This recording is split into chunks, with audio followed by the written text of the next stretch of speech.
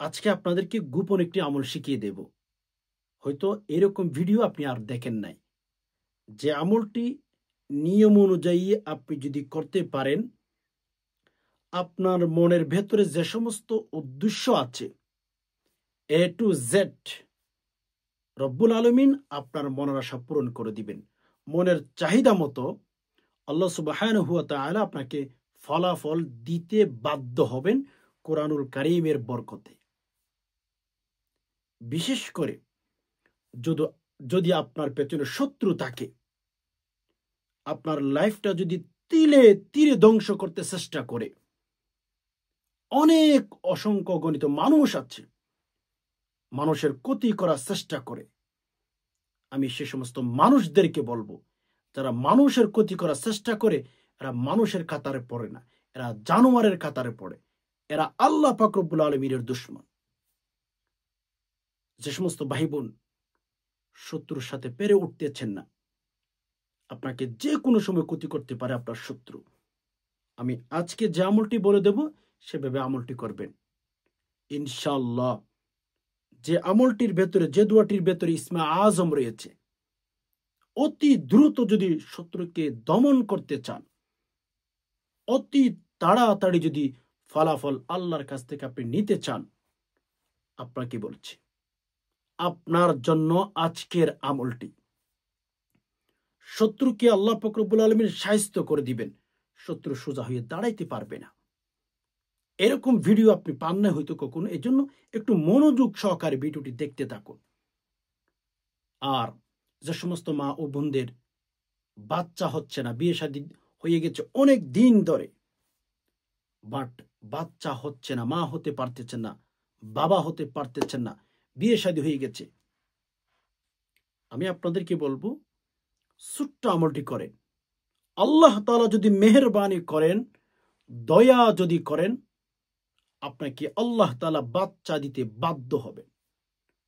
কেননা স্বয়ং আল্লাহ শিখিয়ে দিয়েছেন, বান্দা দোয়াটি পাঠ করো, আসমানের দরজা রব্বুল আলামিন খুলে দিবেন।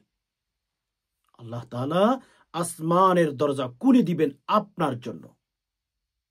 যে সমস্ত ভাই বোনদের বাচ্চা হচ্ছে না, বিয়ে শাদী হয়ে গেছে অনেক দিন হচ্ছে, কিন্তু এখনো মা হতে পারেন নাই, বাবা হতে পারেন নাই, আজকের আমলটি করে দেখুন আল্লাহ তাআলা আপনাকে বেনিফিট দেন কিনা, আল্লাহ সুবহানাহু ওয়া তাআলা আপনাকে ফলাফল দেন কিনা একটু চিন্তা করে দেখবেন।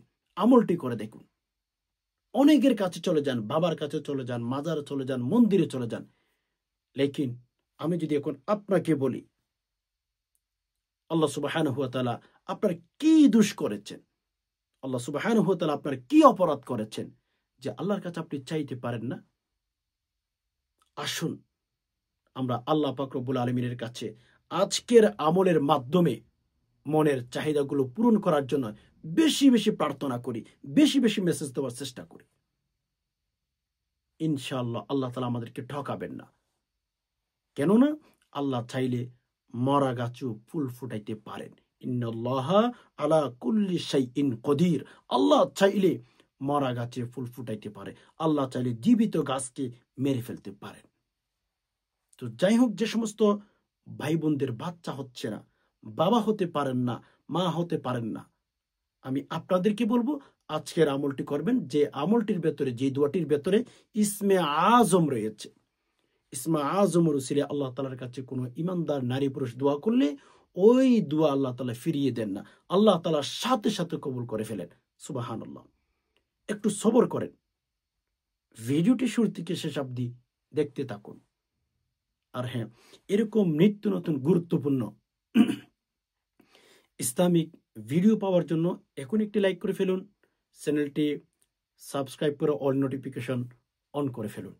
সম্মানিত দিনী ভাই বোন, এই পৃথিবীতে আপনি আমি এসে গেছি, আমাদের যা যা প্রয়োজন আমাদের সৃষ্টিকর্ণওয়ালা যিনি আছেন ওনার কাছে আমাদের চাইতে হবে। এজন্য আল্লাহ পাক রব্বুল আলামিন বলেন, উদউনি আস্তাজিব লাকুম, তোমরা আমার কাছে দোয়া করো, আমি আল্লাহ তোমাদের দোয়া কবুল করতে দেরি করব না। নবী আলাইহিস সালাতু ওয়াস সালাম বলেছেন, মাল্লাম ইয়াসআলিল্লাহ ইয়াগদাব আলাই, যারা আল্লাহ তাআলার কাছে মেসেজ দেন না, যারা রব্বুল আলামিনের কাছে দোয়া করেন না, ওই সমস্ত ইমানদার নারী পুরুষ বান্দা বান্দির উপরে আল্লাহ পাক রব্বুল আলামিন অসন্তুষ্ট থাকেন। আল্লাহর কাছে যত চাইতে পারবেন, আল্লাহ পাক রব্বুল আলামিনের কাছে যত বেশি মেসেজ দিতে পারবেন, আল্লাহ পাকের কাছে প্রিয় বান্দা হয়েই থাকতে পারবেন। আর যদি আল্লাহ পাক রব্বুল আলামিনের কাছে মেসেজ দিতে ব্যর্থ হয়ে যান, আল্লাহ পাক রব্বুল আলামিনের কাছে যদি আপনি আমি চাইতে না পারি, তাহলে আল্লাহ পাক বলেন যে বান্দা, তোর কত যত্ন করে কত মায়া করে তোর তৈরি করলাম, এখন তুই আমার কাছে দোয়া করতে পারিস না, যা বান্দা তুই আমার প্রিয় বান্দাদের তালিকা থেকে বের হয়ে যা। এজন্য পৃথিবীর মধ্যে যেই সমস্ত আল্লাহওয়ালা ছিলেন, যে সমস্ত আল্লাহর প্রিয় বান্দা বান্দিয়া ছিলেন, তারা সবাই আল্লাহর কাছে দোয়া করতেন, আল্লাহ পাক রব্বুল আলামিনের কাছে প্রার্থনা করতেন, যার কারণে তারা আল্লাহর কাছে প্রিয় হয়ে গেছেন। আল্লাহর কাছে দোয়া করতে দেরি হয়, ওই সমস্ত ইমানদার বান্দাবান্দির দোয়া আল্লাহ পাক রব্বুল আলামিন কবুল করতে কখনো দেরি করেন নাই। এজন্য নবী আলাইহিস সালাতু ওয়াস সালামের স্পষ্ট হাদিসের মধ্যে বলেছেন, দুআ মুখুল ইবাদা। নবীজি বলেন, দোয়া হচ্ছে ইবাদতের মগজ, দোয়া হচ্ছে ইবাদতের মগজ। আর দোয়ার মাধ্যমে, যেহেতু ইবাদতের মগজ হচ্ছে দোয়া, সেই দোয়ার যদি আমরা পরিপূর্ণ নবী আলাইহিস সালাতু ওয়াস সালামের শিখানো পদ্ধতিতে করতে পারি, আমরা যদি আল্লাহ পাক যেভাবে বলেছেন সেভাবে যদি চাইতে পারি, রব্বে কাবার কসম, আমরা চাইতে দেরি হবে, আল্লাহ আমাদেরকে দিতে কখনো দেরি করবেন না। অন্য হাদিসের মধ্যে এসেছে, দুয়ার পাওয়ার, দুয়ার ফজিলত, দুয়ার অ্যাকশন এত এত বেশি। নবীজি সাল্লাল্লাহু আলাইহি সাল্লাম বলেন, মানুষের তাকদীর পর্যন্ত পরিবর্তন করে দিতে পারেন শুধুমাত্র কেবলমাত্র দোয়া। পৃথিবীর মধ্যে এমন কোনো শক্তি নাই, পৃথিবীর মধ্যে এমন কোনো ব্যক্তি নাই যে আপনার তাকদীর কেউ পরিবর্তন করে দিতে পারবে। কিন্তু দুআ মুনাজাত এমন একটি ইবাদত, আত-তাকদীরু লা ইউরাদ্দু ইল্লা বিদ-দুআ। নবী আলাইহিস সালাতু ওয়াস সালাম বলেন, দুয়ার পাওয়ার, দুয়ার ফজিলত, দুয়ার গুরুত্ব, দুয়ার অ্যাকশন, দুয়ার শক্তি এত এত বেশি, আল্লাহ পাক রব্বুল আলামিন আপনার তাকদীর পর্যন্ত পরিবর্তন করে দিতে পারে। এজন্য আমি বলবো, যদি তাকদীর পরিবর্তন করতে চান, ভাগ্য যদি পরিবর্তন করতে চান, আল্লাহর কাছে বেশি বেশি চাইবেন। আল্লাহর কাছে চাইলে না, আল্লাহ খুশি হয়ে যান। দুনিয়ার মানুষগুলো দেখবেন আপনার পেছনে ঘুর ঘুর করতেছে, বেশিরভাগ ক্ষেত্রে আপনি পাবেন। আমার কথাগুলো তিতা হলেই সত্য হবে আপনার লাইফের জন্য। বেশিরভাগ মানুষ আপনার লাইফে যারা এসেছে, যাদের সাথে আপনার ঘনিষ্ঠ হয়েছে, পরিচিত হয়েছেন, আপনি একটু অ্যানালাইসিস করলে বুঝতে পারবেন যে বেশিরভাগ স্বার্থের কারণে এসেছে। তারা প্রিয়জন ছিল না, প্রয়োজন ছিল। এজন্য কুরআনুল কারীমের কথা, ওমাল হায়াতুদ দুনিয়া ইল্লা মাতাউল গুরুর, দুনিয়াই বড় ধোঁকা ভাই। অনেক সময় দেখা যাবে আপনার প্রিয় মানুষটা, যাকে আপনি সেলুট করতেন, যাকে আপনি জীবনের চেয়ে বেশি বিশ্বাস করেছিলেন, যাকে আপনার ভাইয়ের চেয়ে আপন মনে করেছিলেন, যাকে আপনার নিজের মতো করে আপন করে নিতে চেয়েছিলেন, একটা সময় আসবে ওই ব্যক্তিগুলো আপনার লাইফের মধ্যে সবচেয়ে যন্ত্রণার কারণ হয়ে গেছে। ওই ব্যক্তিগুলোকে দেখবেন আপনি লাইফের এক সময় আইসা আপনার জন্য সবচেয়ে শত্রু হিসাবে পরিণত হয়ে গেছে। এজন্য ডানে বামে চতুর্পাশে যে মানুষগুলো আছে, সেগুলোকে একটু ভালো করে চিনে রাখবেন, সেগুলোকে একটু ভালো করে চিনে রাখবেন, না হয় পদে পদে ঠকবেন আর ধোঁকা খাবেন। এই পৃথিবীতে যে সমস্ত মনুষ্য পৃথিবী থেকে বিদায় হয়ে গেছে, ধোঁকা খেয়েছে, সবচেয়ে আপন মানুষ থেকে তারা বেশি ধোঁকা খেয়েছে। যারা বেশি চতুর্পাশে গুনগুন করে, তাদের ভেতরে কিছু মানুষ, সবাই না, কিছু মানুষকে আপনি পাবেন, তারা আপনার পেছনে গুর গুর করতেছে, আপনাকে দুনিয়া থেকে বিদায় করার জন্য, মাটিতে মিশিয়ে দেওয়ার জন্য। সেরকম কিছু মানুষ আপনি পাবেন। এর জন্য সময় তো দিনই ভাই বোন, আজকে যে আমলটি আমি আপনাদেরকে বলে দেব, বিশেষ করে শত্রুকে দমন করার জন্য, আল্লাহ চাইলে 1 সেকেন্ডের ভেতরে আপনার আমল আল্লাহর কাছে যদি গ্রহণযোগ্য হয়ে যায়, আল্লাহ পাক রব্বুল আলামিনের কাছে পছন্দনীয় হয়ে যায়, আল্লাহ আপনাকে চাইলে 1 সেকেন্ডের ভেতরে ফলাফল দিতে পারেন। কারণ আল্লাহর কাছে কোনো দেরি সময়ের প্রয়োজন নাই। ইন্নামা আমরুহু ইযা আরাদা শাইআন আন ইয়াকুলা লাহু কুন ফায়াকুন। আল্লাহ তাআলা বলেছেন যে বান্দা, আমি কোনো কাজের হুকুম করলে সেই কাজ তাড়াতাড়ি হয়ে যায়।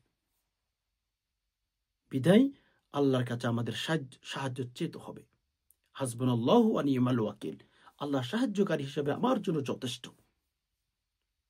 এজন্য যখন আপনার শত্রু বেশি হয়ে গেছে, আপনি পেরে উঠতেছেন না, আপনার সংসারের মধ্যে সন্তান হচ্ছে না, আপনার ব্যবসা বাণিজ্যের মধ্যে উন্নতি হচ্ছে না, যে কোনো উদ্দেশ্য নিয়ে আজকের আমলটি আপনি করে দেখুন, ইনশাল্লাহ ঠকবেন না। আমি বলবো আপনি জিতবেন।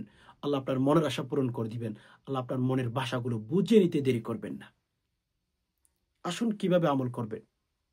আপনি দেখতেছেন কোনো মনের আশা পূরণ করবেন, আপনার শত্রু ডানে বামে সামনে পেছনে অনেক হয়ে গেছে, তাদেরকে কিভাবে শাস্তি দিবেন আমি যেভাবে বলে দিতেছি ওইভাবেই আপনি আমলটি করার চেষ্টা করবেন। সম্মানিত দিনী ভাই বোন, প্রথম নাম্বারে আপনি 7টি মরিচ নেবেন। 7টি মরিচ নেবেন। মরিচ নিয়ে ফেলার পরে ওই মরিচগুলো আপনি তেলের মধ্যে ভিজিয়ে রাখবেন। আপনি মাগরিবের পরে আমলটি করতে পারেন, ফজর নামাজের পরে আমলটি করতে পারেন। ওকে, উজু করে আসবেন। উজু করে আসার পর এখন 7টি মরিচ আপনি নিয়েছেন। 7টি মরিচ নেওয়ার পরেই আপনি উজু করে আসবেন। ওই মরিচগুলোকে সরিষার তেলের মধ্যে ভিজিয়ে রাখবেন কিছুক্ষণ, কিছু চিনি দিবেন। ওকে, এখন উজু করে আসার পরে ক্যাবলামুখী হয়ে বসবেন।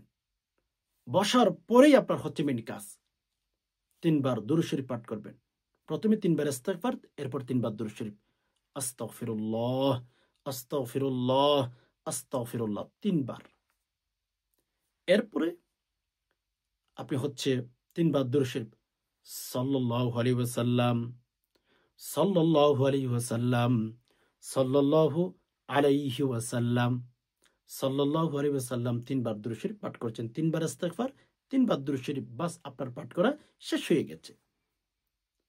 যখন আপনার এই যে দুরূদ শরীফ আর ইস্তিগফার পাঠ করা শেষ হয়ে যাবে, একটা ইসমে আজমের দোয়া রয়েছে যেটা কোরআনুল কারীমের আয়াতের ভেতরে রব্বুল আলামিন ঢুকিয়ে দিয়েছেন, সেটি পাঠ করবেন 7 বার শুদ্ধ করে। ভুলে বড় উচ্চারণ করলে চলবে না।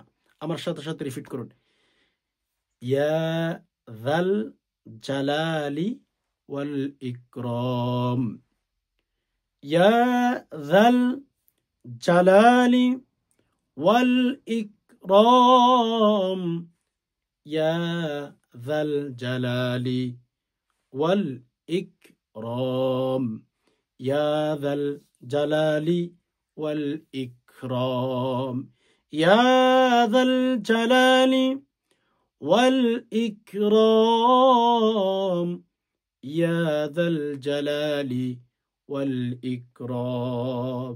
7 বার পাঠ করবেন। ইয়া জাল বলবেন, ইয়া জাল বলবেন। ওকে, 7 বার পাঠ করে শেষে আবার 3 বার দুরূদ শরীফ পাঠ করবেন। এখন কমপ্লিট আপনার আমলটি হয়ে গেছে। আমার শেখানো পদ্ধতিতে আপনি আমলটি করে ফেলেছেন। আমলটি করার পরেই যে মরিচগুলো চিনির মধ্যে তেলের মধ্যে ভিজিয়ে রেখেছেন, ওই মরিচের মধ্যে 7টি এভাবে ফু দিবেন।